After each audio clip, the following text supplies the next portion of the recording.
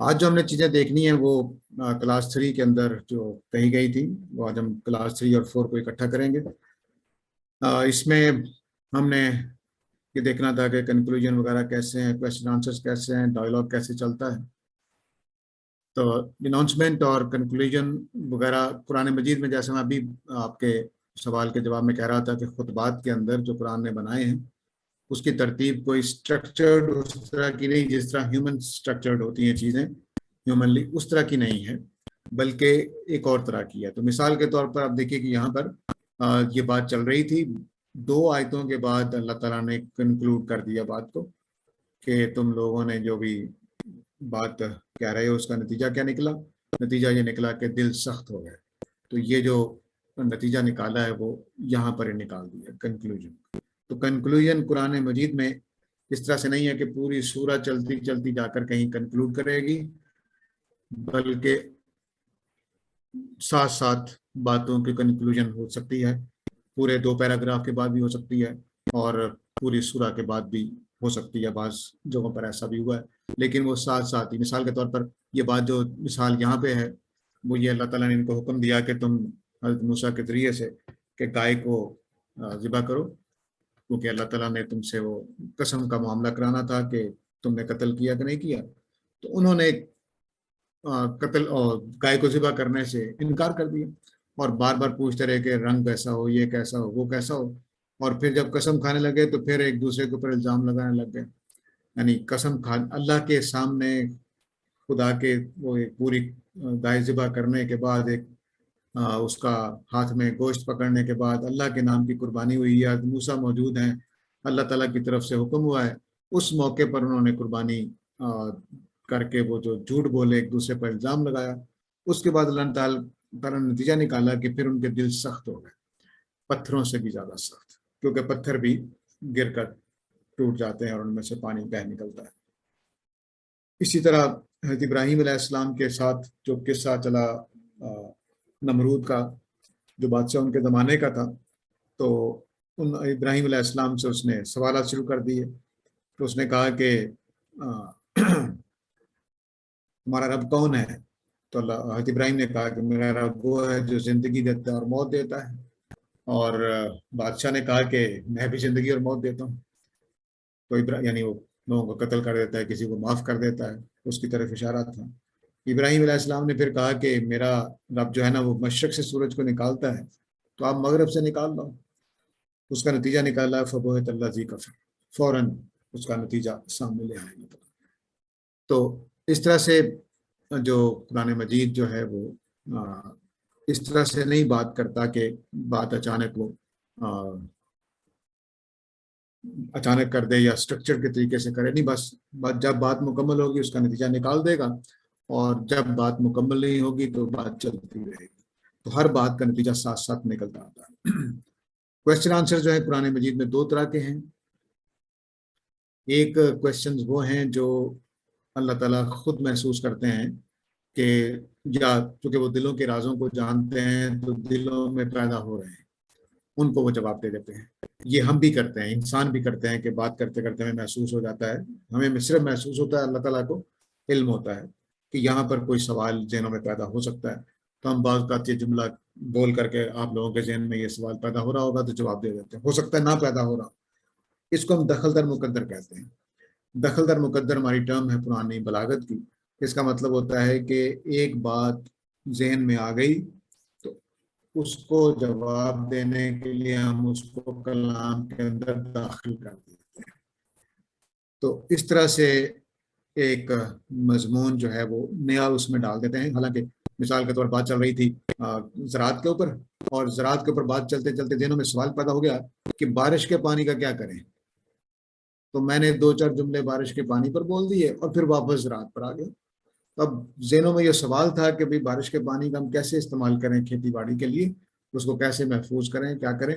تو میں نے 1-2-4 جملے بول کر اس کو سوال کو سمیٹا اور پھر واپس اپنے موضوع پر آ گئے۔ یہ اب یوں سمجھ لیجیے کہ کویشچن کا آنسر ہو گیا، لیکن خود میں نے محسوس کر لیا کہ یہ سوال پیدا ہو سکتا ہے۔ تو اس طرح کے سوالات قرآن مجید میں بہت جگہوں پہ آئے ہیں۔ مثال کے طور پر یہ دیکھیے کہ تم میں سے جو لوگ مر جائیں اور اپنی بیویوں کو چھوڑیں تو وہ اپنی بیویوں کے لیے وصیت کر دیں 1 سال کے خرچے کے لیے، یعنی سال بھر کے خرچے کے ان کو وصیت کر دیں اور ان کو گھروں سے نہ نکالیں اپنے، یعنی سال بھر کے لیے وہ گھر میں بھی رہیں۔ اصل پرانے عربوں کے ہاں شادی جلدی کر لیتی تھی خواتین، میاں کے فوت ہونے کے بعد۔ ہمارے ہاں چونکہ نہیں ہوتا تو ہم تو ساری زندگی کی وصیت کرتے ہیں، وہ ماں کو نہیں نکالا جاتا۔ ہندوستان پاکستان میں یہی طرز عمل ہے، لیکن عربوں کے ہاں ادھر عدت ختم ہوئی، ادھر دوسری شادی ہو جاتی تھی۔ تو ہمارے ہاں چونکہ ایسا نہیں ہے، بیوہ سے لوگ ویسے بھی پسند نہیں کرتے، تو اس لیے ہمارے لیے یہ حکم ایک اضافی سا لگتا ہے، لیکن ان کے لیے یہ ایک مشکل حکم تھا کہ 1 سال کا خرچہ دینا ہے، جبکہ وہ ہو سکتا ہے کہ شادی کرے۔ فرمایا کہ اگر وہ خود نکل جائیں تو کوئی گناہ نہیں ہے، جو اپنے بارے میں وہ خود کریں اچھے طریقے کے ساتھ۔ اب بات چل رہی تھی بیوہ عورت کے خرچے کی، کہ جس کا میاں فوت ہو گیا تو سال کا خرچہ دے۔ تو طلاق کا قانون زیر بحث نہیں ہے، یہاں پر آیا تھا شروع میں سورہ البقرہ کے درمیان میں کہیں، لیکن اب دوبارہ یہاں پر وَلِلْمُطَلَّقَاتِ مَتَاعٌ بِالْمَعْرُوفِ، کہ جن کو طلاق دی گئی ہے ان کو بھی اچھے طریقے سے تم سال بھر کے لیے 6 مہینے کے لیے خرچہ دے دو۔ اب یہ حکم ہمارے لیے مشکل ہے، ہمارے لیے پہلا مشکل نہیں، کیونکہ ہم تو اپنی بیواؤں کو بچوں کا والی وارث بنا کے چھوڑ کے چلے جاتے ہیں، لیکن یہ ہمارے لیے مشکل ہے کہ ہم طلاق دے کر اپنی بیویوں کو گھروں سے نکال دیتے ہیں، ان کو 1 روپیہ بھی دینے کو تیار نہیں ہوتے۔ تو اللہ تعالیٰ کہہ رہے ہیں کہ اپنی طلاق یافتہ۔ تو اب کیا ہوا کہ سوال، بات چل رہی تھی بیوہ خاتون کی، اس میں ذہن میں سوال پیدا ہو سکتا ہے کہ بھئی اس طرح کا معاملہ کہیں طلاق والی خاتون کے لیے تو نہیں ہے، تو ساتھ ہی اس کا جواب دے دیا۔ اس طرح فرمایا یہ جو سورہ، یہ بھی البقرہ ہے، اس میں کہا گیا کہ جو لوگ اپنے ہاتھوں سے فتویٰ لکھتے ہیں اور پھر کہتے ہیں کہ یہ اللہ کی طرف سے ہے تاکہ اس کے ذریعے سے حقیر دنیا کی دولت کمائیں، تو فرمایا کہ ان کے ہلاکت ہے۔ اب یہاں پر جب یہ کہا گیا تو یہ بات کہی جا رہی تھی اہل کتاب کے بارے میں۔ اہل کتاب کے بارے میں کہا جا رہا تھا کہ وہ اگر اپنے ہاتھوں سے فتویٰ لکھ کر اللہ کے نام سے پیش کریں گے تو دوزخ میں جائیں گے۔ اب دوزخ میں جائیں گے تو یہ تو اہل کتاب مانتے نہیں تھے، تو ذہنوں میں سوال پیدا ہوا کہ اہل کتاب دوزخ میں جائیں گے نہیں تو یہ کن کے بارے میں ہو رہی ہے بات؟ اس سوال کو ایڈریس کر لیا۔ وَقَالُوا لَن تَمَسَّنَا النَّارُ، یہ اہل کتاب یہ کہتے ہیں کہ ہمیں آگ نہیں چھوئے گی الا ایامًا معدودہ، سوائے چند دنوں کے۔ قل، تو ان سے کہہ دے اتخذتم عند اللہ عہدا، تو کیا تم لوگوں نے کوئی اللہ سے عہد لے لیا ہے کہ اللہ اس کی خلاف ورزی نہیں کرے گا؟ تو اس سوال کو ایڈریس کر لیا۔ جو اس اہل کتاب کو دوزخ کی سزا سنانے کا موقع پر ذہن میں سوال پیدا ہو سکتا تھا کہ وہ دوزخ میں جائیں گے جو لوگ ایسا کریں گے، اور ساتھ ہی سوال بھی کرتے کہ یہ تو کہتے ہیں ہم آگ میں نہیں ڈالے جائیں گے، تو اس کا جواب دے دیں۔ آگے اصول بھی واضح کر دیا تاکہ پوری طرح تسلی ہو جائے کہ پہلی بات یہ کہی کہ تم نے کوئی عہد لے لیا اللہ سے، ظاہر ہے کہ ایسا نہیں ہے۔ اور پھر فرمایا کہ بلا من کسب سیئۃ واحاطت بہ خطیئۃہ، کہ کوئی آدمی اگر ایسا کبیرہ گناہ کر دے کہ اس کی زندگی بھر کی نیکیوں کو کھا جائے تو وہ بھی دوزخ میں جائے گا۔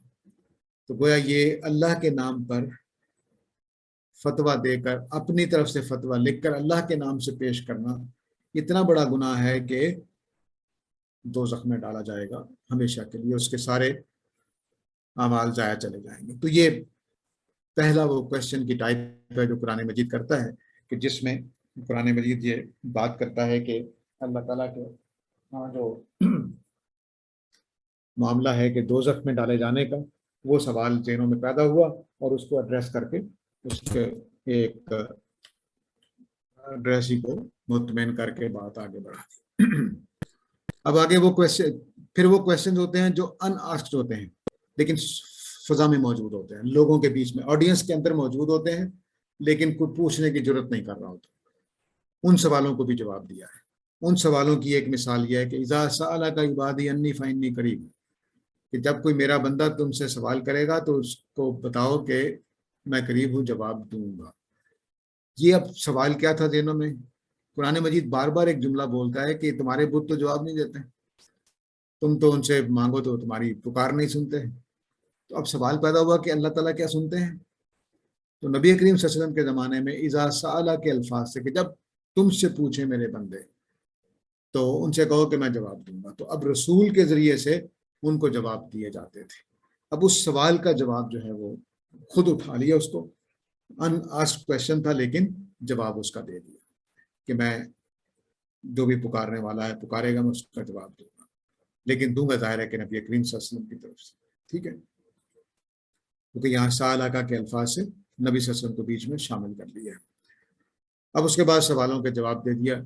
اب یہ ایک سوال اور اناقص تھا، یعنی پوچھا نہیں گیا تھا، وہ یہ کہ لوگوں کو جب کہا گیا کہ تم پر روزے فرض کیے گئے ہیں تو لوگوں نے تم پر روزے فرض کیے گئے جیسے پہلی قوموں پر فرض کیے گئے تھے۔ ایک دین ابراہیمی کی مثال چلی آ رہی تھی حضرت اسماعیل کے امت کے اندر، اور ایک مثال چلی آ رہی تھی یہود کے اندر۔ یہود تقریباً 24 گھنٹے کا روزہ رکھتے تھے یا 22-23 گھنٹے کا، اور اسماعیلی جو تھے حضرت اسماعیل کے خاندان کے لوگ وہ دن کا روزہ رکھتے تھے، رات کا نہیں رکھتے تھے۔ اب ذہنوں میں یہ سوال تھا صحابہ کے کہ کیونکہ جملہ یہ بولا گیا کہ جیسے پہلی قوم پر فرض کیا گیا، تو پہلی قوم پر فرض کیا گیا تو اس کا جواب اب ذہنوں میں تھا کہ کیا کریں۔ کچھ لوگ بیوی کے پاس جا رہے تھے اس خیال کے باوجود کہ یہود تو 24 گھنٹے کا روزہ رکھتے ہیں، اور کچھ لوگ بیویوں کے پاس نہیں جا رہے تھے کیونکہ ان کا خیال تھا کہ روزہ 24 گھنٹے کا۔ تو اس طرح سے سوال کا جواب دے دیا کہ تمہارے لیے رمضان کی راتیں حلال کر دی گئی ہیں کہ تم اپنی بیگمات کے پاس جا سکتے ہو، ٹھیک ہے، اور پھر یہ اصول بھی واضح کر دیا۔ اب یہ ذہنوں میں جو بات نہیں تھی، کچھ نہیں تھا، کسی کے خیال بھی نہیں ہوگا، میرا خیال ہے کہ سوائے نبی کریم صلی اللہ علیہ وسلم کے توقع کر سکتے ہیں، لیکن عام لوگوں کے ذہن میں یہ سوال نہیں ہوگا کہ اصل میں ضمیر کی خیانت نہیں کرنی چاہیے۔ تو فتویٰ اگر آپ کے پاس غلط بھی ہے لیکن آپ فتوے پر مطمئن ہیں تو آپ نے اپنے فتوے پر عمل کرنا ہے۔ تختانون انفسکم کے الفاظ سے اللہ تعالیٰ نے اس سوال کو بھی ایڈریس کر لیا جو پوچھا نہیں گیا تھا لیکن فضا میں موجود تھا۔ اسی طرح سے جب یہ سوالوں کے جواب اللہ تعالیٰ دیتے ہیں تو کہتے ہیں کہ اللہ تعالیٰ اپنی آیتیں واضح کرتے ہیں، یہ علامت ہوتی ہے کہ یہ سوالوں کے جواب میں۔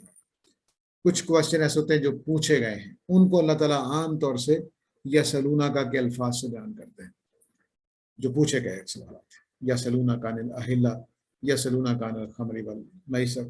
تو اس طرح سے اللہ تعالیٰ نے تمام طرح کے سوالات جو ہیں وہ ایڈریس کیے ہیں۔ کوشچن جو ہے کچھ ایسے ہیں جن کو سوال تو ہوتے ہیں لیکن ان کو سوال کے انداز میں پیش نہیں کیا، وہ بھی ہیں۔ مثال کے طور پر یہ سوال تھا کہ اللہ تعالیٰ مچھروں کی مثال کیوں دے دیتے ہیں، چھوٹی چھوٹی چیزوں کی، اس کا جواب یہ نہیں دیا کہ کچھ سوال کر رہے ہیں یا کچھ اعتراض کر رہے ہیں، بس ان اللہ لا یستحی، اللہ تعالیٰ نہیں شرماتے کہ مچھر کی مثال دیں یا اس سے بھی کسی گھٹیا چیز کی۔ اس طرح یہود کے ہاں یہ سوال پایا جاتا تھا کہ اگر قرآن مجید اللہ ہی کی طرف سے نازل ہو رہا ہے تو تورات میں اور اس میں فرق کیوں؟ اس کا جواب دے دیا اللہ تعالیٰ نے کہ اللہ تعالیٰ تورات کے حکام کو منسوخ کر رہا ہے، اور جب منسوخ کرتا ہے تو اس سے بہتر حکم دیتا ہے یا ویسے ہی دیتا ہے۔ اور یہ کیوں اللہ تعالیٰ کر رہے ہیں؟ کیونکہ اللہ تعالیٰ ہر چیز پر قدرت رکھتے ہیں۔ ایسا تو نہیں ہے کہ کل ایک حکم نازل کیا تھا اب اللہ تعالیٰ بدل نہیں سکتے۔ تو اللہ تعالیٰ کی قدرت ہے، چاہیں تو سوال کا جواب نیا دے دیں، چاہیں تو منسوخ کر دیں، بالکل کوئی جواب نیا دے ہی نہ، سب کچھ اللہ کے اختیار میں ہے۔ اب جو تیسری ہماری اگلا جو لٹریری ڈیوائس ہے وہ ڈائیلاگ ہے۔ ڈائیلاگ قرآن مجید میں جا بجا استعمال ہوا ہے اللہ تعالیٰ کے اور لوگوں کے درمیان، انبیاء کے درمیان اور لوگوں کے درمیان، اور رسولوں کے درمیان اور لوگوں کے درمیان۔ اس کی ایک مثال وہی ہے جو گائے کے ذبح کرنے کی سورہ البقرہ میں آئی ہے۔ تو اب دیکھیے کس طرح سے اس کو بیان کیا گیا ہے۔ یاد کرو جب موسیٰ نے اپنی قوم سے کہا کہ اللہ تعالیٰ تمہیں گائے ذبح کرنے کا حکم دیتا ہے، انہوں نے آگے سے کہا کہ کیا تم ہمارا مذاق اڑانا چاہتے ہو؟ انہوں نے کہا کہ موسیٰ نے کہا کہ میں اللہ کی پناہ چاہتا ہوں کہ میں اللہ تعالیٰ کی طرف سے تمہیں مذاق کے طور پر کہوں کہ گائے ذبح کرو۔ انہوں نے آگے سے کہا کہ پھر بتاؤ کہ وہ کون سی ہو گائے، ہمیں تو پتہ ہی نہیں ہے۔ موسیٰ نے آگے سے کہا کہ اللہ تعالیٰ کہتے ہیں کہ وہ اس طرح کی ہو، اس طرح کی، اس طرح کی ہو۔ انہوں نے آگے سے کہا کہ اس کا رنگ کیسا ہو، انہوں نے کہا کہ رنگ اس کا زرد ہو، بہت چمکیلا سا، خوبصورت سا، دیکھنے والوں کو پسند آتا ہو۔ انہوں نے پھر کہا کہ اپنے رب سے دعا کرو کہ وہ ہمیں بتائے کہ گائے تو ہمارے اوپر مشتبہ ہو گئی ہے، اب کوئی واضح طور پر بتائیں کہ کون سی گائے ہے۔ پھر انہوں نے کہا کہ گائے ایسی ہونی چاہیے کہ نہ کام میں لگی ہو، نہ کھیتی باڑی کرتی ہو، نہ پانی کنویں کے گرد چلتی ہو، پانی نکالنے کے لیے بالکل صحیح سالم ہو، اس میں کوئی دھبا تک نہ ہو۔ پھر انہوں نے کہا کہ الان جے تب الحق، اب آپ صحیح گائے کا پتہ کر کے آئے ہیں۔ ٹھیک ہے، اسی طرح حضرت ابراہیم کا یہ مکالمہ ہے جو ابھی ہم نے پڑھا کہ حضرت نمرود کا اور حضرت ابراہیم علیہ السلام کا، کہ اس نے کہا کہ میں بھی زندگی دیتا ہوں، موت دیتا ہوں، تو وہ بھی ایک مکالمہ ہے۔ تو بہت سارے مکالمات قرآن میں استعمال ہوئے ہیں۔ اب جو کچھ چیزیں جو ریٹرک ہے وہ آپ نے لکھا ہوا ہے آؤٹ لائن کے اندر۔ ریٹرک جو ہے وہ اصل میں کمپوزیشن اور ٹیکنیکس کے میننگ میں اس کو افیکٹو کیسا بنائے کلام کو۔ ہم اس کے لیے ایک لفظ بولتے ہیں تاثیر۔ کلام کی تاثیر جو ہے وہ بہت اہمیت رکھتی ہے، اور خاص طور سے قرآن جیسا جو کلام ہے اس کے اندر یہ بہت ہی ضروری ہوتا ہے کہ اس نے قوم کو تبدیل کرنا ہوتا ہے اور قوم کو آگے لے کر چلنا ہوتا ہے، اس کو موو کرنا ہوتا ہے، کاموں پہ ابھارنا ہوتا ہے، تو اس لیے تاثیر بہت ضروری ہے۔ تو تاثیر کا مطلب کیا ہے؟ اس کو ہم پرسویٹ کرنا، انفلوئنس ڈال دینا، موٹیویٹ کرنا، کنونس کرنا، انٹرٹین کرنا، یہ ریٹرک کے لیے ہوتا ہے۔ یعنی ایک آپ ایسی بات لے آئے کہ جس سے دل خوش ہو گئے۔ مثلا قرآن مجید بھی استعمال کرتا ہے کہ تمہیں فتح حاصل ہو جائے گی، اذا جاء نصر اللہ والی آیتیں، کہ تمہیں جب فتح حاصل ہو جائے اور نصرت اللہ کی آ جائے اور لوگ جوک در جوک، تو اب یہ ایک ان کی تسلی کا سامان ہے۔ ہم انٹرٹینمنٹ کی جگہ تسلی کا لفظ بولتے ہیں، ہمارے مفسرین، کہ لوگوں کو تسلی دینے کے لیے کلام آتا ہے، لوگوں کو امپریس کرنے کے لیے کلام آتا ہے۔ یہ قرآن مجید میں ساری چیزیں ہوتی ہیں۔ تو اللہ تعالیٰ موٹیویٹ بھی کرتے ہیں، اثر انداز بھی ہوتے ہیں، ابھارتے بھی ہیں کاموں پر، تسلی بھی دیتے ہیں، اور اپنی قوتیں اور اپنی جو شان ہے اس سے لوگوں کو متاثر بھی کرتے ہیں۔ تو اس طرح سے یہ جو کلام ہے وہ ایک طرح کا سمجھ لیجئے کہ جو مؤثر ہو جاتا ہے۔ اس میں لاجک، کلام کے اندر جو چیزیں ہوتی ہیں ان کو اللہ تعالیٰ استعمال کرتے ہیں، اور ریپیٹیشن کو استعمال۔ اب جو یہ لٹریری اسالیب کی جو بات ہم نے شروع میں کی تھی اس کو بھی لے لیجئے۔ جو اسالیب ہیں وہ کیا کام کرتے ہیں؟ اسالیب یہ کام کرتے ہیں کہ جو بات ہوتی ہے اس کو ذرا مؤثر انداز میں ایک خاص پہلو سے بیان کر دیتے ہیں۔ اور وہ کیا، جیسے میں نے مثال دی تھی کہ ہم بجائے سیدھا کہنے کے کہ آپ کل نہیں آئے تو ہم پوچھتے ہیں کل خیریت تھی؟ نہیں آئے آپ، تو اس لیے کہ ہم بات کو یا نرم کرنا چاہتے ہیں یا سخت کرنا چاہتے ہیں یا کچھ اس طرح سے، تو وہ ہم اس میں بات بنانے کے، بات میں تاثیر پیدا کرنے کے لیے اس طرح کے کلام ہم بنا لیتے ہیں۔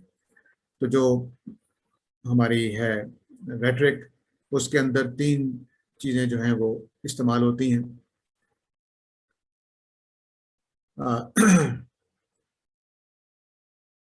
کلچرل چیزیں استعمال ہو جاتی ہیں، کچھ ہمدردی اور اس طرح کی چیزیں استعمال ہو جاتی ہیں۔ یہ ہمارا ایک عام طریقہ ہے کہ ہم اپنے کلچر کی چیزیں اور اس طرح کی چیزیں لے آتے ہیں۔ لوگوس ہے، پیتھوس ہے اور ایتھوس ہے۔ اس کے ساتھ ساتھ ہم ان چیزوں کو حاصل کرنے کے لیے ریپیٹیشن کر رہے ہوتے ہیں، چیلنج دے رہے ہوتے ہیں، کویسچنز کر رہے ہوتے ہیں۔ قرآن بھی بار بار کہے گا ان کو بتاؤ کہاں ہیں وہ لوگ، بتاؤ انہوں نے کیا تخلیق کیا ہے۔ کویسچن کر رہے ہوتے ہیں، چیلنج ڈال دیتے ہیں کہ اگر تمہاری کتاب میں لکھا ہے تو کتاب لے کر آؤ۔ یہ اللہ تعالیٰ کہہ دیتے ہیں کہ ابراہیم جو تورات میں تو یہ حکم نہیں لکھا ہوا، لے کر آؤ کہاں لکھا ہوا ہے۔ ٹھیک ہے جی، مثالیں دے دیتے ہیں، کمپیریزن کیا جا رہا ہوتا ہے، یہود و نصارہ کا آپس میں کمپیریزن ہوگا، فرعون کے ساتھ کمپیریزن کر دیا ہمارا قریش مکہ کا، کچھ فیکٹس کو ریفر کر دیا جاتا ہے۔ یہ ساری چیزیں استعمال ہوتی ہیں۔ یہ اسالیب کے اندر ہم چیزیں استعمال کر لیتے ہیں، ان کو ہم اسالیب کہیں گے کہ ہم نے چیلنج کا اسلوب اختیار کر لیا، ہم نے کویسچن کا اسلوب اختیار کر لیا، ہم نے تمثیل کا اسلوب اختیار کر لیا، ہم نے کمپیئر کرنے کا اسلوب اختیار کر لیا، تلمیح کرنے کا، اس کو ہم اپنی زبان میں تلمیح کہتے ہیں، کہ کسی واقعے کی طرف اشارہ کر دیا۔ تو جیسے علامہ اقبال کا ایک شعر ہے کہ آگ ہے اولاد ابراہیم ہے، نمرود ہے۔ اب دیکھیے کہ اس نے کیا کیا، آگ، اولاد ابراہیم اور نمرود۔ خالی ابراہیم نہیں کہا، اولاد ابراہیم، امت اسلامیہ کو۔ کیا किसी को फिर किसी का इम्तिहान मकसूद है। ठीक है, अब उसने क्या किया कि तलमी की है, इब्राहिम अलैहिस्सलाम के आग में डाले जाने वाले वाक़े की तरफ तलमी की है और क्वेश्चन एक कर दिया है। अब सादा तौर पे कहते हैं कि भाई मिल्लत इब्राहिमी को फिर वही मसला दरपेश है जो इब्राहिम अलैहिस्सलाम को दरपेश था, तो बात मौसर ना होती। लेकिन इसमें क्या किया उन्होंने, आग है, औलाद इब्राहिम है, नमरूद है, क्या किसी को फिर किसी का इम्तिहान मकसूद है। तो अब इसके अंदर जो तासीर है वो सादा कलाम के अंदर नहीं होती। तो इस तरह से हम असालीब को इस्तेमाल करते हैं। ये रेट्रिक होती है, रेट्रिक के मकासद ये होते हैं, और रेट्रिक के लिए असालीब इख्तियार किए थे। मैंने चंद मिसालें दी हैं असालीब की, इनकी बहुत बड़ी तादाद है जो समझ लीजिए कि कलाम के अंदर पाई जाती है। मौलाना फ़राई वगैरह ने इसके ऊपर बड़ी ज़ख़ीम किताबें इकट्ठी कर दी हैं। अब हमने भी जो हमारा उलमाए दीन का कोर्स है उसमें हम इसको इस्तेमाल कर रहे हैं कि जो असालीब है उसके ऊपर बाकायदा एक टेक्स्ट बुक बना दी है, और वो काफ़ी उसमें कोई 200 के करीब असालीब इकट्ठे कर दिए गए जो कुरान मजीद में इस्तेमाल होते हैं। अब जो लोगोस है, पैथोस है और इथोस है, इसको मैंने समझ लीजिए कि कुछ रंगों से फ़र्क वाज़े किया है। जो लोगोस है वो आपको जो दलाइल दिए जाते हैं, कुछ लॉजिकल चीज़ें बताई जाती हैं, वो आपको इस कलाम में देखिए कैसे नजर आएंगी। इनसे पूछो कि क्या तुम्हारे रब के लिए बेटियां हैं और तुम्हारे लिए बेटे? क्या जब हम फरिश्ते बना रहे थे, लड़कियां बना रहे थे औरतों को, तो क्या वो वहां मौजूद थे? अब ये लॉजिकल क्वेश्चन है, लोगोस कर दिया गया।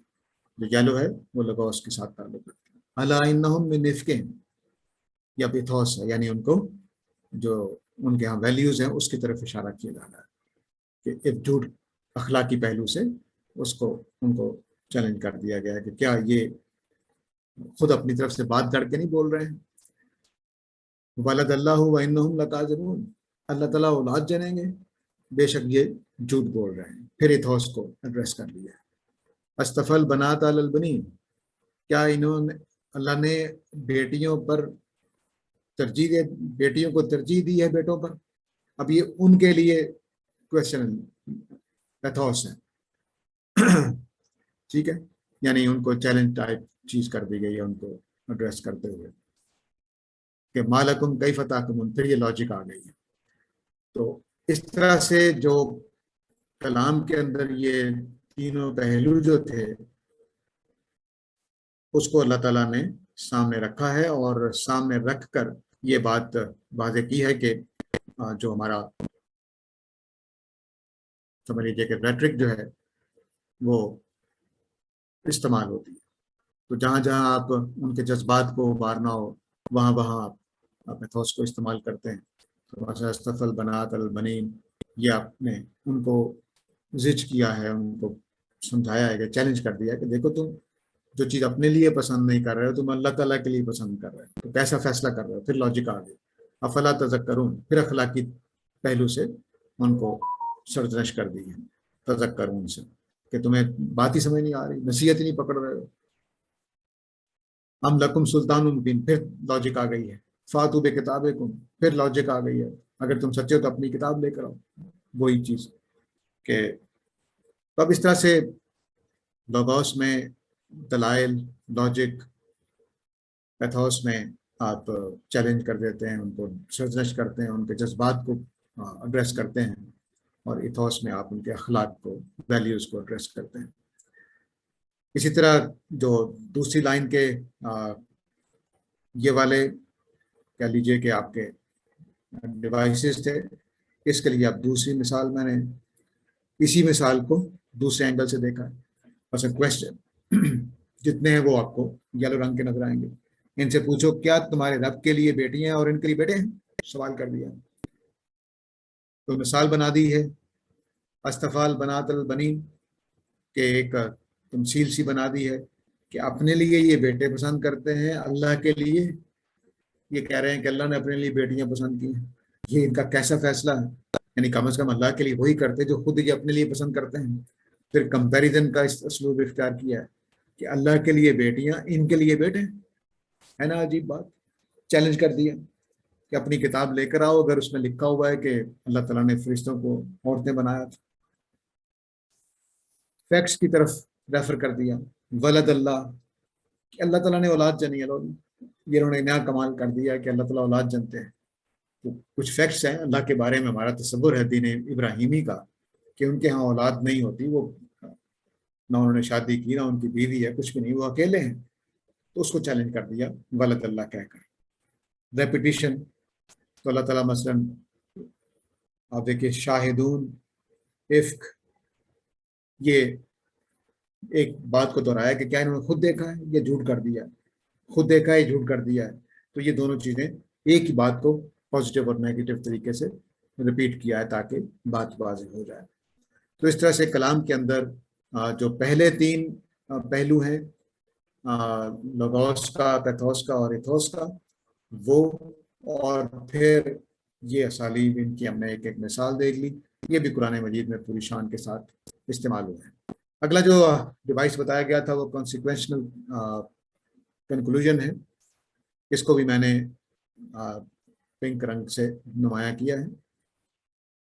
ان سے پوچھو کہ کیا کوئی شرکاء ہیں جنہوں نے تخلیق کا آغاز کیا پھر اس کو دہرائیں گے؟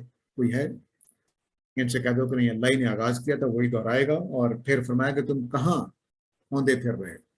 یہ اس بات کا نتیجہ نکالا ہے، کانسیکوینسز کا جو نتیجہ نکلنا تھا وہ نکال دیا. پھر کہا کہ ان سے پوچھو کہ کون ہے جو حق کی طرف رہنمائی کرتا ہے شرکاء میں سے. ان سے کہہ دو کہ صرف اللہ ہی حق کے لیے ہدایت دیتا ہے. تو پھر نتیجہ کیا نکالا؟ افمن یہدی للحق، کیا وہ جو حق کی طرف رہنمائی کرتا ہے وہ زیادہ حقدار ہے کہ اس کی اتباع کی جائے، یا وہ زیادہ حقدار ہے جس کی جو ہدایت نہیں دے سکتا کہ اس کی پیروی کی جائے؟ تو یہ نتیجہ نکال دیا اس کو. تو جس طرح سے میں نے بتایا تھا کہ کنکلوژن ہے، ویسے ہی یہ ہر دو جملوں کے اندر نکلتا چلا جاتا ہے. بلکہ ایک کہہ لیجیے کہ جس طرح سے ہم سلوجزم کرتے ہیں لاجک کے اندر، کچھ وہی رنگ یہاں پہ آپ کو نظر آئے گا. اس طرح اگلی مثال میں ہے. تو چونکہ ٹائم ہمارے پاس تھوڑا ہے تو میں اس کو چھوڑ کے آگے جا رہا ہوں. مثال ایک سے بات واضح ہو گئی ہوگی کہ اللہ تعالیٰ کلام کے اندر ایک ایک پیراگراف کے اندر یہ کام کرتے چلے جاتے ہیں.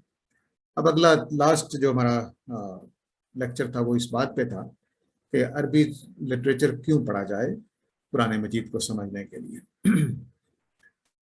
عربک لٹریچر جو ہے جو ہمارے پاس پہنچا ہے اس کی میں نے قسمیں آپ کو بتا دی تھی، لیکن ہم دو بڑی ڈویژنز کر سکتے ہیں، ایک پوئٹری اور ایک پروز. ہم یہ کیوں پڑھتے ہیں عربک لٹریچر؟ لینگویج کے اوپر گرپ حاصل کرنے کے لیے. ہم اپنی زندگیوں کا جائزہ لے سکتے ہیں کیونکہ ہم انڈیا اور پاکستان میں دو زبانیں اسکول کے اندر سیکھتے ہیں. ایک اپنی لوکل لینگویج ہوتی ہے اور ایک ہماری انگریزی زبان ہوتی ہے. بلکہ ہم تین زبانیں بھی بعض علاقوں میں سیکھتے ہیں کہ جن علاقوں میں اردو نیٹیوز کی لینگویج نہیں ہوتی بلکہ کوئی اور ہوتی ہے. جیسے ہمارے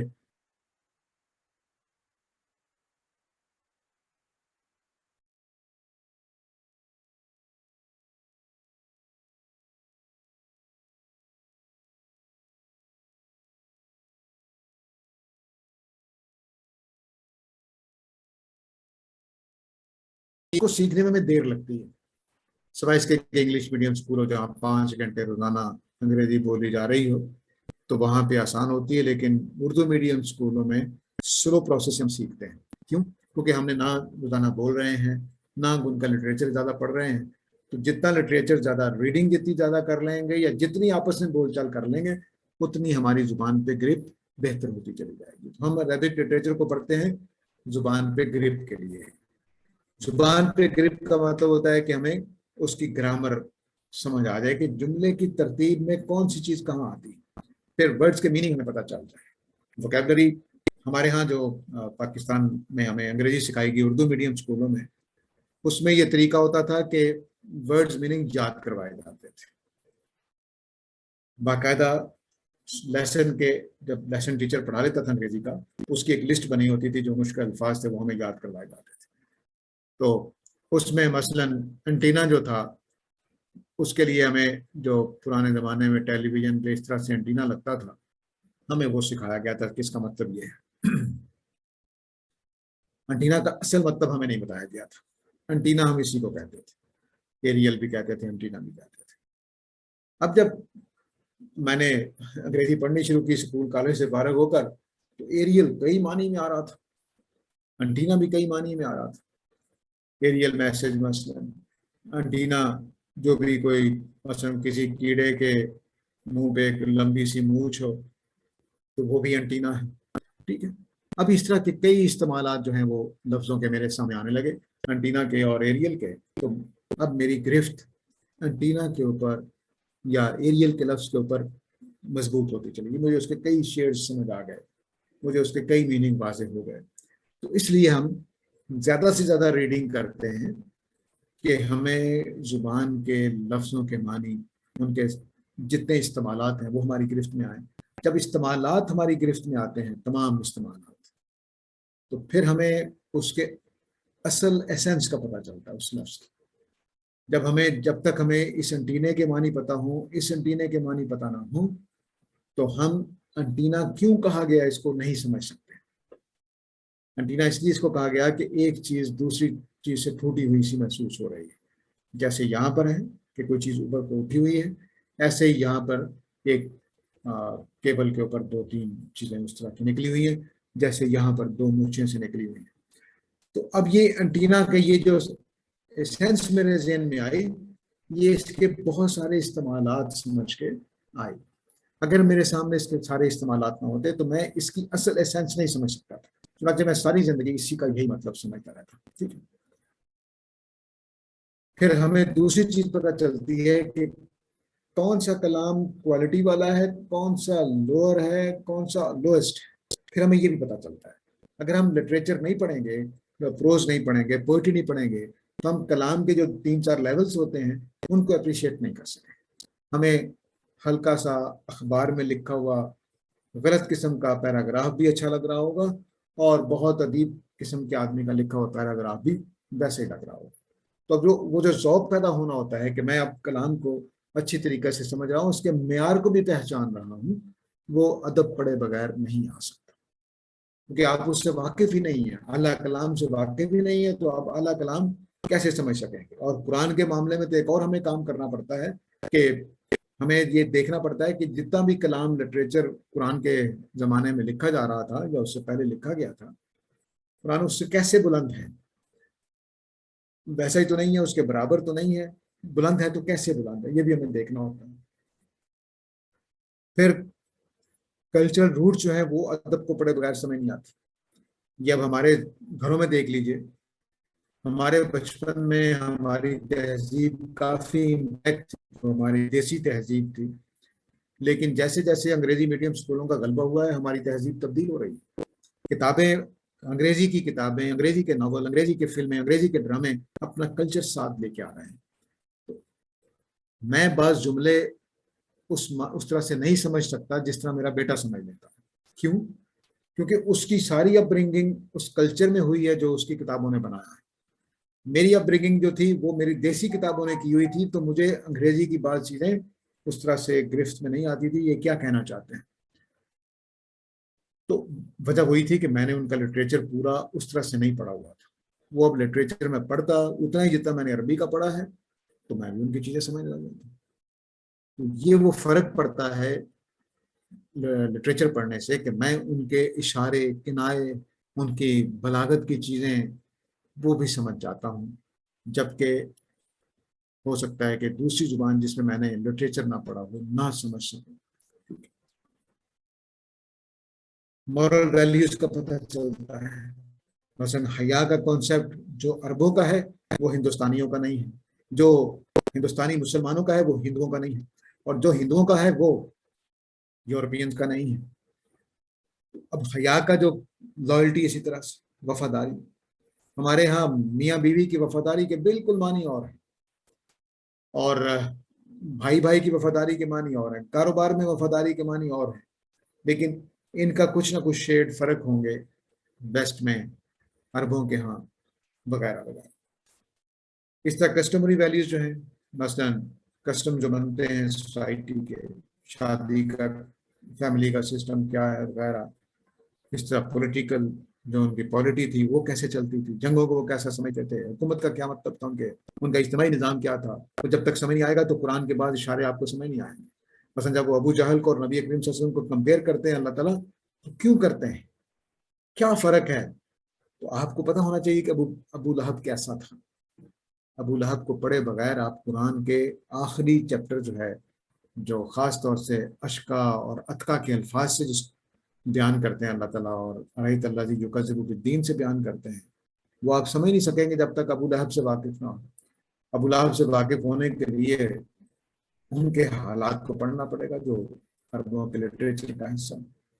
اس طرح مذہبی تصورات ان کے پتہ نہیں چل سکتے، یعنی اگر آپ عربوں کے قصے نہ پڑھیں تو آپ ان کے ریلیجیس آئیڈیالوجیز کو پکڑ نہیں سکتے کہ خدا کا تصور کیا ہے اور وہ کیا ہے۔ اس طرح ہسٹری ان کی اللہ تعالیٰ ایک اشارہ کر دیتے ہیں۔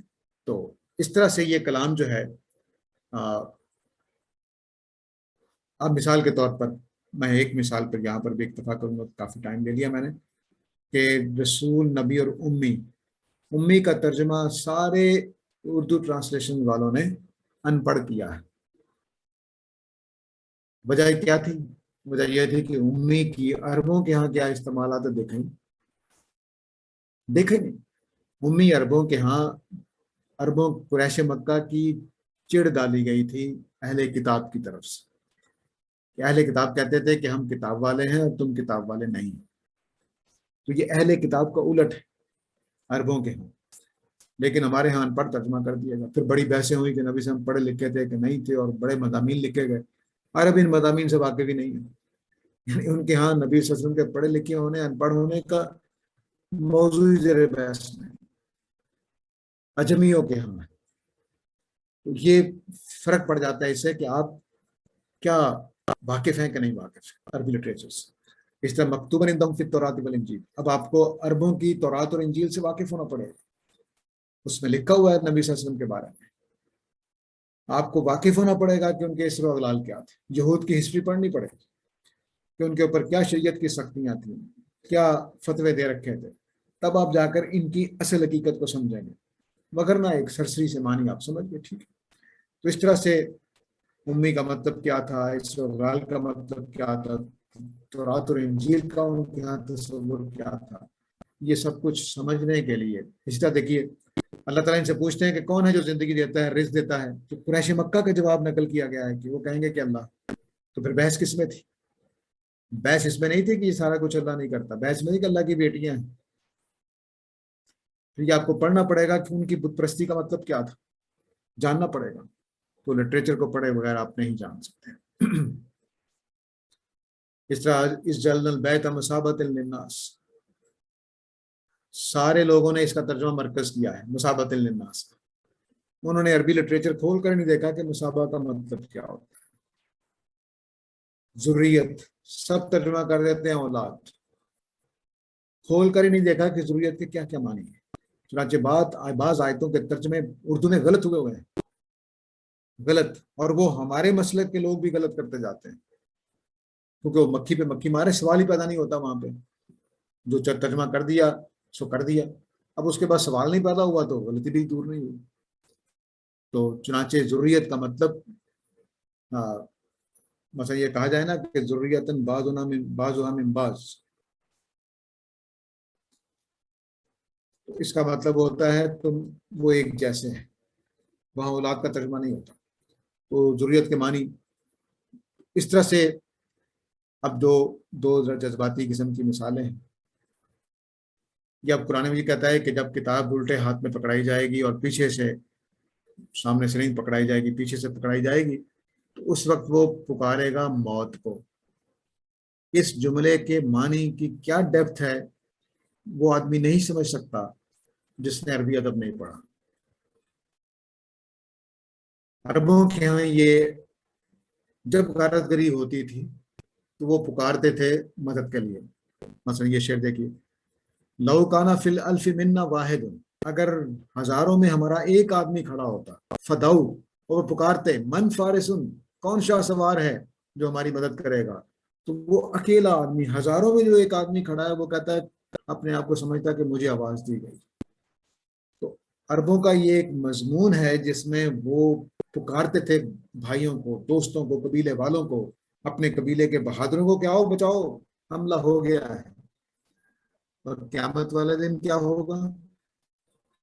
وہ عرب جو سب ساتھیوں کو بلا کے مدد مانگتا تھا، وہ ہلاکت کو پکارے گا۔ اس کے پاس کوئی بھائی نہیں ہوگا، کوئی سورما نہیں ہوگا، کوئی بہادر نہیں ہوگا اس کو بچانے کا۔ اتنا زبردست جملہ ہے، لیکن بس بھولا گیا۔ میں نے زیادہ مثالیں نہیں دے رہا کیونکہ ہم اس طرح یہ جملہ دیکھیں، جب قیامت کا ایک جھٹکا لگے گا، فَإِذَا هُمْ بِالسَّاهِرَةِ، اس کا سب نے ترجمہ کر دیا، وہ چٹیل میدان میں ہوں گے۔ یہ مطلب نہیں ہے اس کا۔ ساحرہ اس جگہ کو کہتے ہیں جہاں پہ خوف کی وجہ سے نیند نہ آیا آدمی کا، تو چٹیل میدان ترجمہ نہیں ہے اس کا۔ قیامت والے دن جیسے ہی زوردار وہ جھٹکا لگے گا، زجر آئے گی، تو زجر کے بعد سارے کے سارے لوگ وہاں کھڑے ہو جائیں گے، آپ موجود ہوں گے جہاں پر پھر صدیوں نیند نہیں آئے گی۔ اتنا خوفناک وہ جگہ ہوگی۔ تو اس کے بہت ساری مثالیں ہیں، میں مثالوں کو حل نہیں کر رہا، لیکن بہرحال یہ اب کلام کی حلاوت، کلام کی تاثیر بالکل فوت ہو جاتی ہے اگر آپ عربی ادب سے واقف نہ ہوں۔ اب دیکھیے، رب کریم عام لفظ ہے، ہمارے ہاں اس کے دو ترجمے عام طور سے کر دیے جاتے ہیں، سخی اور کرم کرنے والا یا معزز۔ ٹھیک ہے، سخی کرم کرنے والا یا معزز، یہ دو معنی کر دیے جاتے ہیں۔ کریم کے معنی یہ نہیں ہے عربی زبان میں، یہ اس کا ایک پہلو ہے، ایک شیڈ ہے بس۔ کریم کا مطلب ہے بڑے کام کرنے والا، قحط میں لوگوں کے کام آنے والا، پیسہ ان کے اوپر خرچ کر دینے والا، جنگوں میں مدد کرنے والا۔ کریم کے معنی یہ ہے، یعنی پیدا کرنا، پیدا کر کے اس کو پالنا پوسنا، کھلانا پلانا۔ اس کی اتنی مثالیں ہیں کہ ہم نے نہ اکرم کا ترجمہ صحیح کیا، نہ کریم کا ترجمہ صحیح کیا۔ تو یہ ذریۃً بعضنا من بعض کی مثال بھی آ گئی ہے۔ تو یہاں پر میں روک لیتا ہوں، اب میں سوالات کے لیے حاضر ہوں۔ جو حسب وعدہ تھوڑا سا ٹائم تو میں نے لے لیا ہے، لیکن بہرحال بات مکمل ہو گئی ہے۔ انشاءاللہ اللہ نے خیر کیا، میں سوالات کے لیے حاضر ہوں جو آپ لوگ کرنا چاہتے ہیں۔ استاد جی، جی سوال یہ اٹھے گا کہ اس میں جو یہ لٹریچر جس طرح آپ نے بتایا قرآن کو سمجھنے کے لیے اس وقت کا لٹریچر ہمیں اویلیبل کیسے ہوگا وہ؟ اور حالانکہ یہ تو خیر عربی ہے، اگر ہم سیکھتے ہیں اس مقام پہ جانے کے بعد ہے، لیکن پھر بھی یہ ایک سمجھنے کے لیے کہ کیا وہ کس طرح اویلیبل رہے گا، اور ہمارے فکر میں وہ کس طرح مرتب کیا گیا ہے، کیا کسی آرگنائزڈ فارم میں؟ جی، اللہ تعالیٰ بھلا کرے حضرت عمر رضی اللہ تعالیٰ عنہ کا، انہوں نے اپنے زمانے میں یہ حکم دیا تھا کہ جو تمہارا دیوان ہے، عربی شاعری جو ہے، وہ تمہارا دین ہے، اگر وہ ختم ہو گیا تو تمہارا دین بھی لوگوں کو سمجھ نہیں آئے گا۔ انہوں نے ظاہر ہے کہ ان کے زمانے میں بہت سارے لوگ غیر عربی شامل ہو گئے تھے، اسلام میں داخل ہو گئے تھے، تو ان کو کچھ سوالات پیش آئے ہوں گے یا مسائل سامنے آئے ہوں گے، تو انہوں نے اس بات کو بھانپ لیا، یا خود اپنی ذہانت سے بہت ذہین آدمی ہیں، انہوں نے ذہانت سے بھانپ لیا کہ عربی زبان کے، ہمارے زمانے کی عربی کو محفوظ ہونا چاہیے، تو انہوں نے باقاعدہ حکم جاری کیا کہ عربی کلام کو محفوظ کرو۔ چنانچہ جو بھی لوگوں نے اس وقت میسر تھا، اس کے بعد تک کافی لوگوں نے اکٹھا کیا ہے۔ اب ہمارے پاس کافی چیزیں ہیں، جاہلی شاعروں کے دیوان موجود ہیں، ان کے خطبات موجود ہیں، یعنی جو ان کی تقریریں ہیں وہ موجود ہیں، اس طرح ان کے قصص موجود ہیں، تو کافی چیزیں ہیں ہمارے پاس، یعنی اتنا لٹریچر موجود ہے کہ ہم آج بھی بیٹھ کر وہ کمپیٹنس پیدا کر سکتے ہیں جس کا بھی میں نے ذکر کیا ہے۔ اگرچہ ایسا تو میں نہیں دعویٰ کر سکتا کہ پڑھنے والے ابوبکر و عمر کی طرح سمجھنے لگ جائیں گے، لیکن کافی حد تک ہم قریب چلے جاتے ہیں۔ اور خوشی کی بات یہ ہے کہ یہ جو دائرہ ہے عربی شاعری کا، یہ شاعروں کی وجہ سے تو خراب ہوا، لیکن مذہبی لوگوں کی وجہ سے اس میں کوئی ایسی چیز نہیں ڈالی گئی جو مثال کے طور پر گھڑ گھڑ کے شعر، جس طرح کے حدیثیں وضع کی گئیں، اس طرح کا ایسا نہیں ہوا۔ اگرچہ شاعر بھی گھڑتے ہیں، مثلا اپنے شعر کو مشہور کرنے کے لیے علامہ اقبال کا نام لگا دیا.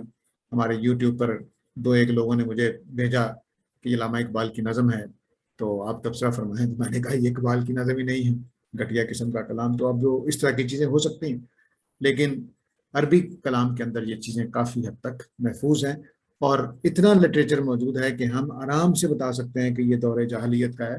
ذوق پیدا ہو جاتا ہے اتنا کہ ہم پہچان سکتے ہیں کہ یہ دور جاہلیت کا ہے, بعد کا ہے, کب کا ہے.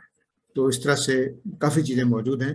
اگر آپ ان کی لسٹ لینا چاہیں تو ابھی میں فراہم نہیں کر سکتا, لیکن غامدی صاحب نے البیان کے اندر جو اصول بیان کیے ہیں قرآن سمجھنے کے, اس میں عربی معلیٰ کی جو ہیڈنگ ہے اس کے نیچے وہ سارے نہیں, وہاں بھی اہم چیزوں کا ذکر کر دیا گیا ہے. اس کے علاوہ بھی چیزیں ہمارے پاس موجود ہیں. جزاک جی سر, یہ ہے کہ جتنے لٹریری ڈیوائسز ہم لوگ نے یہاں پر پڑھے, اس میں جب یہ قرآن مجید جب ہم لوگ کھولتے ہیں تو اس وقت ان کو مثلا جیسے ابھی آپ نے ایک ایگزامپل دیا یہاں پر, وہی ویسا سال ہے کا عبادی انی, تو وہاں پر تو ہم دیکھ رہے ہیں کہ روزے کے بارے میں, رمضان کے بارے میں بات چلی آ رہی ہے, پھر یہ آیت آتی ہے بیچ میں, پھر روزے کے احکام یا اس کے بارے میں آ جاتا ہے. تو جب ہم پہلی بار جب اس کو پڑھتے ہیں تو وہاں پر یہ بہت آڈ بات آ جاتی ہے. یا مثلاً سورہ نساء میں کے آخر میں تو کلالہ رشتہ داروں کے بارے میں بات اینڈ میں آ کے ایک جگہ, اور پھر سورہ ختم ہو گئی. تو اس کو پھر ہم کیسے پھر کلام میں دیکھیں گے؟ مطلب یہ ساری لٹری ڈیوائسز جاننے کے بعد بھی یہ الگ اسٹینڈ آؤٹ ایسا لگتا ہے ہوتی ہیں یہاں پر. جی, اصل میں قرآن مجید کا جو باتوں کو جوڑنے کا سٹائل ہے وہ کچھ ہے ہی ایسا کہ ہم اجمیوں کے لیے وہ ہر چیز اکھڑی اکھڑی لگتی ہے, ہر چیز اکھڑی اکھڑی لگتی ہے. مثلاً اگر میں یہ دائرہ بناؤں اور پھر اس کے ساتھ کچھ چیزیں جوڑ دوں, اور اگر آپ ان چیزوں کے جڑنے کے معنی سے واقف نہیں ہیں تو مثلا یہ چیزیں پڑی ہوئی ہیں, آپ اس کو پھول بھی دیکھ سکتے ہیں اور بکھری 5-6 چیزیں بھی دیکھ سکتے ہیں. تو اگر آپ یہ اس کو سینٹر مان کے اس کو جڑا ہوا محسوس کریں تو اب آپ یہ ایک پھول کی شکل بھی بن سکتی ہے. تو قرآن مجید کچھ اس طرح سے ہے کہ اگر آپ بظاہر دیکھیں تو ایسا لگے کہ چیزیں بکھری ہوئی ہیں لیکن جڑی ہوئی ہیں. مثلا ابھی آپ نے سالہ کا عبادی والی بات کی, تو اس کو ہم دخل در مقدر کہتے ہیں. اچھے کلام کے اندر ذہنوں میں پیدا ہونے والے سوال کو اسی وقت ایڈریس کر لیا جاتا ہے, بعد میں کیا جائے گا تو معنی ختم ہو جائے گا. تو اب رمضان کی احکام کے اندر اندر جو مخاطب کا سوال ہے ذہن میں وہ ایڈریس کر لیا گیا, اور جو سوالات ہوتے ہیں جب وہ یسألونہ کے الفاظ سے آتے ہیں تو پھر تو اور بھی آسانی ہو جاتی ہے, کیونکہ اب خود بولنے والا بتا رہا ہے کہ اب میں سوال کا جواب دے رہا ہوں, پیچھے جو بات چل رہی تھی اس کے ساتھ اس کا کوئی تعلق نہیں ہے, یا اگر ہے تو وہ پیچھے 2 صفحے پہلے یا 15 صفحے پہلے گزر چکا ہے, اس کے اوپر سوال کیا جا رہا ہے. تو اس طرح سے وہ لنک اب ہم یسألونہ کے ذریعے سے لنک یہ بنا کہ پیچھے کسی کی ہوئی بات کے اوپر سوال پیدا ہو گیا, اس کا جواب دیا جا رہا ہے. اب یہ لنک یہ بنتا ہے, اکھڑا ہوا ہے لیکن لنک موجود ہے کہ یہ سوال جو کیا جا رہا ہے یہ پیچھے کسی آئی ہوئی کلالہ پیچھے زیر بحث آ چکا ہے سورہ نساء کے اندر, جہاں وراثت کا قانون زیر بحث آیا, تو وہاں پر ایڈریس ہو گیا تھا ایک پہلو سے, دوسرے پہلو سے یہاں پر ایڈریس ہو رہا ہے. تو یسألونہ کا تو ایسی چیز ہے کہ خود بتا رہا ہوتا ہے کہ نہیں یہ اٹیچ کی گئی چیز ہے, اصل کلام کا حصہ نہیں تھا, بعد میں سوال جب ہو گیا تو اس کو ساتھ اٹیچ کر دیا گیا. لیکن وہ لمبا لنک کہ آپ نے مثلا سورہ یہاں سے شروع ہوئی تھی, یہاں پہ ختم ہو رہی ہے, اور اب یسألونہ کا آ گیا ہے تو اس کو یہاں کر کے جوڑا گیا. تو وہاں کیوں نہیں رکھا گیا؟ اس لیے کہ وہاں کلام کا بہاؤ اس کو قبول نہیں کرنا تھا, کہ وہاں جو چیزیں زیر بحث آ گئی تھی سو آ گئی تھی. اب سوالات آخر پہ جا کر ایڈریس کر لیے گئے, جس طرح سے ابھی میں کر رہا ہوں کہ لیکچر پورا دیا ہے, دخل در مقدر کتنی باتیں تھیں جو میں آپ لوگوں کے ذہن میں میرے ذہن میں آ رہی تھی کہ اس کو بھی واضح کرتا چلوں, موضوع سے متعلق براہ راست نہیں تھی, کر دی. اب آپ سوالات کر رہے ہیں تو پیچھے کسی کی ہوئی بات سے ان کو جوڑا جا رہا. جی تو اس میں سر ہم یہ سمجھا جائیں گے یہ جو پھر سوال اس پہ آ جائے گا کہ ترتیب جس طرح قرآن کی دی گئی ہے, جب کلام جب نازل ہو رہا تھا تب بھی اسی طرح بات آگے بڑھ رہی تھی, یا ترتیب دینے میں پھر یہ آخری شکل جو آئی ہے اس میں پھر اس طرح آئی ہے؟ جی مجھے میری اپنی جو اوپینین ہے وہ میں بتا دیتا ہوں. استاد کی اوپینین تھوڑی ڈفرینٹ ہے, وہ بھی واضح کر دیتا ہوں. استاد یہ کہتے ہیں کہ سارے کلام کی ترتیب نئے سرے سے ہے, لیکن ایک ترتیب کو نہیں چھیڑا گیا ہے. وہ صورتوں کے اندر ترتیب چھیڑی گئی ہے, لیکن صورتوں کی ترتیب نہیں چھیڑی گئی ہے, صرف اس کو خاص کرینے سے رکھ دیا گیا ہے کہ وہ پیرامڈ بناتے ہیں کہ پہلے 2 چیپٹر اس طرح سے ہیں اور اگلے 2 چیپٹر جو ہیں وہ اس طرح سے ہیں. ٹھیک ہے, تو یہاں 7واں مجھے خیال میں پہلا چیپٹر ہے نازل ہونے کے اعتبار سے. ٹھیک ہے جی, 6 دوسرا چیپٹر نازل ہونے کے اعتبار سے, جو 6 کے بعد 6 5 4 3, تو اب یہ تیسرا جو ہے, یہ چوتھا جو ہے دوسرا ہوگا, اور جو تیسرا ہے وہ یہاں پر 1 2 3 4 5واں ہوگا ترتیب کے اعتبار سے. اور ادھر سے جو پہلا ہے وہ پہلا ہی ہے, اور ادھر سے جو دوسرا ہے وہ دوسرا ہی ہے. تو یوں ترتیب ہو گئی ہے. یوں ترتیب ہونے سے کیا ہو گیا ہے کہ پیچھے سے آپ اتمام حجت کرتے چلے آ رہے ہیں, تو سورہ توبہ پہ آ کر سزا نافذ کر دی گئی ہے. ادھر سے آپ اتمام حجت کرتے آ رہے ہیں, تو یہاں آ کر اتمام حجت اور سزا ہو گئی ہے سورہ توبہ کے اندر. ٹھیک ہے, یہ انہوں نے اس طرح سے کلام کو سمجھا ہے. اب جو بھی ہمارے پاس جتنی بھی چیزیں ہیں وہ استاد کے مطابق اس ترتیب میں جوڑنے کے لیے مرتب کی گئی ہیں. مجھے اس کے بالکل برعکس بات لگتی ہے. مجھے لگتا ہے کہ 2 لائنیں چل رہی ہیں, 2 جیسے ٹرین کی 2 لائنیں ہوتی ہیں اس طرح چل رہی ہیں. یہ مکی صورتیں ہیں, یہ مدنی صورتیں ہیں.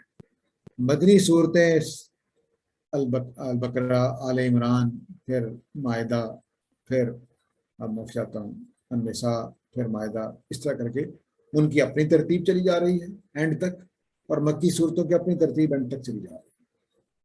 تو مثلا چیپٹر نمبر 1 میں 2 صورتیں ہیں مدنی, اور 1 مکی سورہ فاتحہ ہے. مکی کے بعد سورہ دوسرے چیپٹر کی جو مکی صورتیں ہیں انعام, اعراف, وہ اس ترتیب سے, یعنی وہ دوسری اور تیسری بنے گی مکی صورتوں میں.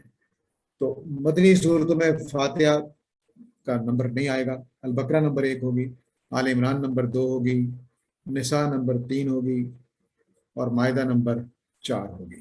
ٹھیک ہے, یہ اب یہ ترتیب سے چل رہی ہے. ٹھیک ہے, اور جو مکی صورتیں وہ بھی ترتیب سے چل رہی ہیں, اینڈ تک چلی جاتی ہیں. یوں میرے خیال میں کلام کا جو بہاؤ ہے وہ یوں ہے. اب اس میں کیا ہوگا کہ نزولی ترتیب کے اعتبار سے آیتیں بھی ٹھیک رہیں گی, صورتیں بھی ٹھیک رہیں گی, لیکن استاد کی ترتیب, وہ بڑے ہیں مجھ سے, زیادہ علم والے ہیں, اس لیے آپ ان کی بات پر ہی اعتبار کیجیے گا, میری بات کو اگنور کر دیجیے گا بے شک. لیکن ان کی بات کا مطلب ہے کہ صورتوں کو اس طرح سے ترتیب رکھا گیا ہے کہ 2 طرف سے زور لگ رہا ہے. مدنی پہلے 2 چیپٹر میں اہل کتاب کے اوپر زور لگ رہا ہے, اور تیسرے, چوتھے, 5ویں اور 6, 7ویں گروپ میں قریش مکہ کے اوپر ادھر سے زور لگ رہا ہے, اور دونوں کو پش کرتے کرتے سمجھ لیجئے کہ سورہ توبہ پہ آ کر اتمام حجت ہو رہا ہے اور سزا بھی مل رہی ہے. یوں اس طرح سے 2 طرف سے کلام جو ہے وہ چل رہا ہے, یعنی کلام کا فوکس, کلام کا پیوٹ پوائنٹ یہی ہے سورہ توبہ, اور ایک موومنٹ ادھر سے چل رہی ہے, ایک موومنٹ ادھر سے چل رہی ہے. اس میں قریش زیر بحث ہے, اس میں اہل کتاب زیر بحث ہے. بس یہ وہ ترتیب ہے جو استاد نے دینے کی کوشش کی ہے. لیکن ایسا نہیں ہے کہ یہاں صرف قریش ہے, یہاں بھی اہل کتاب چل رہے ہیں اور یہاں پر بھی قریش چل رہے ہیں. تو یعنی غلبہ ان کا ہے. تو دونوں طرف سے ایک سمجھ لیجیے کہ اتمام حجت کر کے توبہ پہ کلام کو ختم کیا گیا ہے. تو اس کو وہ پیرامڈ بھی کہتے ہیں, اور کلام کی چوٹی بھی کہتے ہیں کہ وہ ایک چوٹی پہ جا کے ختم ہو رہا ہے. تو کلام ڈیولپ کر رہا ہے نیچے سے اوپر چڑھتا چلا جا رہا ہے, نیچے سے, اور اوپر جا کے ایک جگہ پہ مل جاتا ہے, اور وہ ملنے کا مقام سورہ توبہ ہے. اس میں بلا شبہ نزولی ترتیب اور ہو جائے گی, اور جو توقیفی ترتیب ہے کتاب کے اندر وہ اور ہو جائے گی. لیکن سورہ کے اندر کوئی ایسا چینج نہیں ہے، مطلب ہم نے تو یہ تو قرآن مجید کی تمام صورتوں کو ہم لوگوں نے بھی کیا، لیکن سورہ کے اندر ترتیب میں کوئی اور نزول میں کوئی فرق نہیں ہے سوائے چند صورتوں کے، باقی جگہوں پہ ان کا خیال ہے کہ صورتوں ویسے ہی پوری پوری نازل ہوئی ہیں یا وقفوں بھی نازل ہوئی ہیں، لیکن ان میں ترتیب وہی ہے جو نزولی ہے۔ البتہ بعض جگہوں پہ جیسے سورہ حج میں بعض آیتیں بات کی ہیں، اور سورہ مزمل میں جو سیکنڈ رکوع ہے وہ بالکل بعد میں ڈالا گیا ہے، وہ مدنی ہے، اور پہلا حصہ جو ہے وہ مکی ہے۔ تو اس طرح سے ان کا کچھ صورتوں میں یہ کام بھی ہوا ہے کہ صورتوں کی اندرونی ترتیب بھی خراب کی گئی ہے، یعنی خراب کرنے کا مطلب ہے تبدیل کی گئی ہے پہلے کے مقابلے میں، لیکن زیادہ تر صورتوں میں استاد کے مطابق بھی اور میرے خیال میں بھی صورتیں اپنی عمومی ترتیب کے ساتھ چل رہی ہیں۔ چلو میں ایک اور کر لیتا ہوں۔ اس میں آپ نے ایک ایگزامپل ہم لوگ کو دیا تھا عطف اور معطوف کا، لیکن ہم کچھ جگہ دیکھتے ہیں کہ استاد بھی اور باقی لوگ بھی یہ جو واو جہاں پر جوڑنے کے لیے آتا ہے اس کو یعنی کے معنی میں بھی لیتے ہیں، تو وہ کہاں سے پھر پیدا ہو جاتے ہیں؟ یہ کلام مطلب عربوں کے یہاں موجود ہے یا یہ کوئی الگ بات ہے جو دریافت ہوئی ہے؟ ارے نہیں، واو بمانا یعنی عربی زبان، قدیم عربی زبان میں نہ یعنی کا لفظ ہے نہ ایزن کا لفظ ہے۔ عربی لٹریچر بھی خالی ہے ایزن سے اور یعنی سے، یہ علمی کتابوں نے اختیار کیا۔ یعنی پرانے عرب واو بولتے تھے بس، یا اس طرح کا جملہ کہ بھئی میں وضاحت کرتا ہوں یا میں دوبارہ سمجھاتا ہوں، یعنی کا لفظ نہیں ہوتا تھا۔ یہ علمی کتابوں میں ہماری تفسیروں میں آیا اور پھر معروف ہو گیا۔ تو اس لیے واو جو ہے وہ اپنے اس معنی میں، اس کو واو اصل میں تفسیری کہتے ہیں۔ تفسیری واو جو ہے یہ مانی ہوئی چیز ہے۔ تمام اہل زبان کے ہاں اور جتنے بھی ہمارے بلاغت وغیرہ کے اوپر کام کرتے ہیں علماء میں سے، ان کے یہاں یہ مانی ہوئی کہ واو تفسیری ہے، یعنی پچھلی بات کی تفصیل کے لیے آ گئی ہے۔ فا بھی تفسیری ہوتی ہے اور واو بھی تفسیری ہوتی ہے، یہ مانی ہوئی بات ہے۔ قدیم جاہلی عربوں کے اندر بھی استعمال ہوتی تھی اور ابھی بھی استعمال کرتے ہیں بعض لوگ، لیکن بعد میں یعنی اور اس طرح کے الفاظ جب بن گئے، آنی یعنی کر کے یا کلتو کر کے وضاحت کرنے لگ گئے۔ زمخشری جو ہے وہ کلتو کہتے ہیں، اور جو باقی لوگ ہیں وہ آنی یا یعنی۔ آنی کا مطلب میرا مطلب ہے، اور یعنی کا مطلب ہے کہ اس بات کا مطلب یہ ہے۔ تو اس طرح سے یہ بعد میں اضافے ہوئے ہیں، پرانی عربی میں یہ چیزیں نہیں تھی۔ عربوں کے ہاں ہماری جو پنجابی ہے، اگر آپ یا آپ اگر کسی ایسی، اردو ہماری مصنوعی زبانوں میں سے ہے، انگریزی اور اردو مصنوعی زبانوں میں سے، ان میں وہ چیزیں نہیں ہوتی، ان میں آنی یعنی زیادہ ہوتے ہیں۔ میرا مطلب یہ ہے، میں اس طرح کی چیزیں زیادہ ہوتے ہیں۔ لیکن جو قدیم زبانیں ہیں ہماری، جو کہہ لیجئے کہ جو مصنوعی زبانیں نہیں ہیں، ان کے اندر یہ چیزیں کم ہوتی ہیں، یعنی وغیرہ کے استعمالات بہت کم ہوتے ہیں۔ ہماری پنجابی میں یہ بہت کم استعمال ہوتے ہیں۔ اگر آپ ابوالکلام آزاد کی غبار خاطر پڑھیں تو وہ کے بیانیہ استعمال نہیں کرتے، کبھی آپ کو محسوس نہیں ہوگا کہ وہ کے بیان نہیں کرتے، بہت کم استعمال کیا۔ کیا ہم کہتے ہیں میں نے اس کو کہا کہ، یہ والا کہ جو ہے ابوالکلام بہت کم استعمال کرتے ہیں، تب بھی بات مکمل ہوتی ہے۔ یہ ایک اچھی مثال ہے کہ جو مصنوعی زبانیں ہیں اس میں سے بھی اس طرح کی چیزیں نکالی جا سکتی ہیں، لیکن بہرحال یہ پرانے عربوں کے ہاں واو یعنی کے معنی بولا جاتا تھا۔ اگر آپ جلالین میں دیکھیں، اور وہ انزلنا القرآن بنور کر کے یہاں پہ آیا ہے اکٹھا، وہاں پر واو یعنی کے معنی میں لی ہے جلالین میں بھی، تو وہ آپ کو لکھیں گے کہ واو تفصیلی ہے۔ جی سر، نوید صاحب کے پاس کوشچن ہے وہ لے لیتے ہیں، پھر کلوز کر دیں گے۔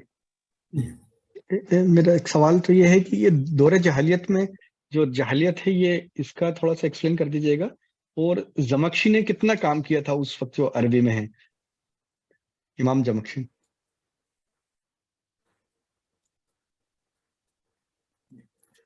جاہلیت کا مطلب یہ ہے کہ وہ زمانہ جو اسلام سے پہلے کا زمانہ ہے، اس کا ہرگز مطلب یہ نہیں تھا کہ وہ جاہل تھے اس معنی میں جس معنی میں ہم اردو میں بولتے ہیں۔ عربوں کے ہاں جاہلیت کا مطلب یہ تھا، یہ بہت پازیٹیو لفظ تھا، پہلی بات یہ سمجھ لیجئے کہ عربوں کے لیے یہ بہت پازیٹیو لفظ تھا دور جاہلیت میں۔ اس کا مطلب یہ ہوتا تھا کہ میں نے اپنے قوم قبیلے کی خاطر جنون اختیار کرنا ہے، اپنے قوم قبیلے کے دفاع میں، ان کی عزت کے دفاع میں، ان کے مال کے دفاع میں جذباتی ہو جاتا ہوں۔ تو یہ مطلب تھا اس کا۔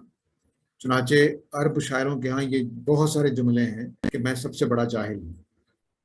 ہم زہیر کا جملہ اس طرح سے ہے، ہم فوق الجاہلین، ہم سارے جاہلوں سے اوپر ہیں جہالت میں۔ تو اس لیے جہالت کا مطلب یہ تھا کہ قوم، عصبیت، قومیت، اپنے قبیلے کا جو جذبہ ہے، پیشن ہے، اس میں ہم بھرے ہوئے ہیں۔ تو یہ کوئی بری بات نہیں تھی ان کے ہاں۔ اس لیے جب نبی کریم صلی اللہ علیہ وسلم نے ابو جہل کو ابو جہل کہا تو یہ اس کے لیے کوئی مذمت کا نام نہیں تھا، اس کے اپنے تصورات کے مطابق جو قومیت کے تھے ان کے ہاں، قبائلی نظام کے، اس کے مطابق یہ بہت بڑا لقب تھا اس کا، کہ اگر کوئی زہیر جیسا آدمی کہتا ہے کہ میں، وہ زہیر بہت شریف انسان ہے، بہت نیک اور رسولی آدمی ہے، وہ اگر کہتا ہے کہ ہم سارے جاہلوں سے فوق ہیں، تو ابو جہل تو اپنے اس سب سے بہترین ٹائٹل اور پھر اللہ کے نبی نے دے دیا اس کو۔ تو یہ نام بگاڑنے کی مثالوں میں سے نہیں ہے، اچھا ٹائٹل دینے کی مثال۔ اب اسلام میں جاہلیت کی بری ہے، اس لیے بری ہے کہ عربوں کا قومی جو قبیلے کا کہنا چاہیے، قبیلے کا جو نظام تھا وہ یہ تھا کہ ہر صورت میں اپنے قبیلے کا ساتھ دینا ہے، ہر صورت میں قبیلے کا ساتھ دینا ہے، خواہ قبیلہ غلطی پر ہو، یعنی دوسرا قبیلہ صحیح ہے، حق پر ہے، لیکن میں نے اپنے قبیلے کا ساتھ دینا ہے۔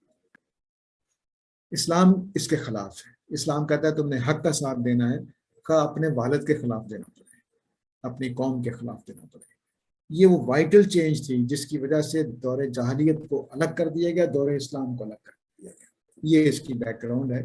یہ معنی بھی آپ کو کلام عرب پڑھے بغیر نہیں آئیں گے۔